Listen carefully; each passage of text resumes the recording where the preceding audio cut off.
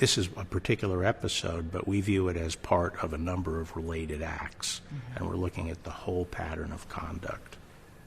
The whole pattern of conduct before And after. and after. Yeah, the election. After yes. the election. You talk about the importance of timing in this decision. What was the evidence that helped you decide this issue? I think a very important evidence here was that this was not a bona fide counterintelligence investigation, was that they were closing the investigation.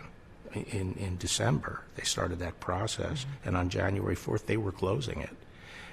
And that when they heard about the phone call, which the FBI had the transcripts to, and there was no question as to what was discussed. The FBI knew exactly what was discussed, and General Flynn, being the former director of the DIA, said to them, you listen to everything. You know what was said.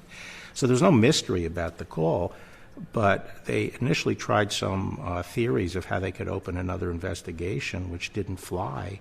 And then they found out that they had not technically closed the earlier investigation, and they kept it open for the express purpose of trying to lay a perjury trap for General Flynn.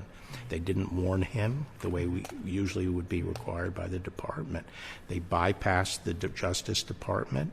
They bypassed the protocols at the White House and so forth.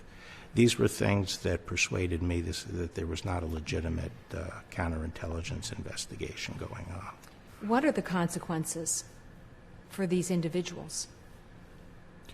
Well, I don't want to, we're in the middle of looking at all of this, John Durham's investigation, and the U.S. Attorney Jensen. I'm going to ask him to do some more work on different items as well. And I'm going to wait till all the evidence is and I get their recommendations as to what they found and how serious it is.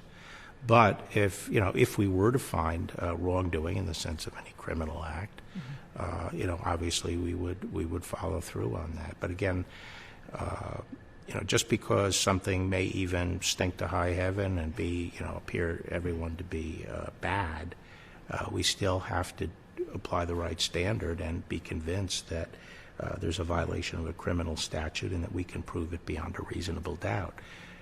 The same standard applies to everybody.